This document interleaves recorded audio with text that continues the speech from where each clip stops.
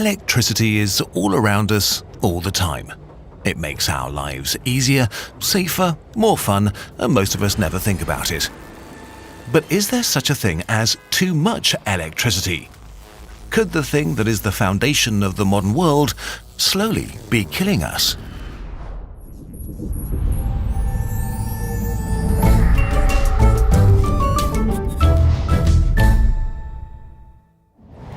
Before we dive deeper, let's try to understand what electricity is and how it affects us. Electricity is the movement of an electric charge. This movement generates electric and magnetic fields that spread out through space and carry energy. We call this phenomenon electromagnetic radiation. Radiation is a word that makes people very nervous, but to radiate just means giving off. Like when the radiator in your house gives off heat in the form of infrared radiation. Different parts of the electromagnetic spectrum correspond to different types of radiation, and many of them are perfectly harmless. Some of them can be dangerous though. Radiation with very short wavelengths, like UV light, X-rays and gamma rays, are strong enough to rip electrons out of their atoms, which can cause burns and genetic damage. This is what many people have in mind when they hear the term radiation. The rest of the spectrum covers a large range of longer waves, from visible light, infrared, microwaves to radio waves. This is the kind of radiation that's emitted by all sorts of human technology: mobile phones, Wi-Fi routers, electric power lines, and household appliances. This radiation doesn't disrupt molecules in our body. However, some kinds of radiation can stimulate muscles and nerves and can also make the hair on your body vibrate, which can sometimes cause a tingly feeling above certain threshold values. Other kinds are useful for making dinner. Microwaves push the water molecules in your food around, which warms it up. This happens to us all the time. For example, the pleasant warmth you feel at the beach is your skin heating up from exposure to electromagnetic infrared radiation from the sun. We are surrounded by natural and generally harmless sources of electromagnetic radiation all the time, and always have been. But since the Industrial Revolution, we have added a lot of it to our immediate environment. The question of whether this is actually dangerous first got public attention when a 1979 study linked leukemia to living near power lines. This particular study was quickly discredited though. The connection could not be explained, and no direct causal link was confirmed.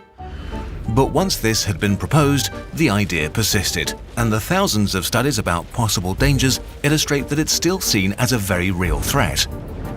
A lot of people claim to be sensitive to the radiation coming from our appliances and cell phones. They report symptoms like headaches, nausea, skin reactions, burning eyes, or exhaustion. But those are just effects reported on a day-to-day basis. A few studies have found much more unsettling results, like possible connections between the side of the brain which people use when they're on their phones and the appearance of brain tumors. The question that science is trying to answer is not so much about the acute effects of irradiation. We know, for example, that X-rays cause immediate damage to the DNA in your cells, but that the same doesn't happen with radio waves. The question is rather, is the sort of weak electromagnetic radiation we are constantly surrounded by harmful in the long run as a result of some as yet unknown mechanism? Answering this question was much harder than we first thought. There are thousands of primary sources, reports and statements by an onslaught of different organizations. So we read a lot for this video. You can take a look at our research in the video description. What we found is that this debate is a good example of how science should be communicated and how it shouldn't. Many of the much-cited studies that spread panic about electromagnetic radiation are highly controversial. For example, a series of population studies based on surveys and self-reporting. What this means is, for example, asking brain tumor patients how much they think they used their phone in the last few years. The problem is that people are unreliable.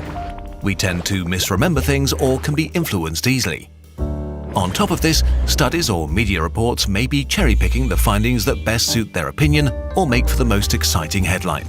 For example, a study looking for cancer in rats and mice from cell phone radiation. The results seemed to show a connection, but for some reason only in male rats, and none at all in mice. but it was reported as if this study did prove that mobile phone radiation causes cancer. Unfortunately, this is the case for studies with both positive and negative findings on the issue. Another aspect is that the WHO did officially classify radio frequency fields as possibly carcinogenic, but what this actually means is that there are some hints that they might cause cancer, but we can't prove it and that we will keep an eye out. So, if we zoom out a bit, what's the big picture? On the whole, there was no consistent evidence in human studies that electromagnetic radiation below exposure value limits causes health problems. There are some statistical associations, but they're mostly weak and inconsistent.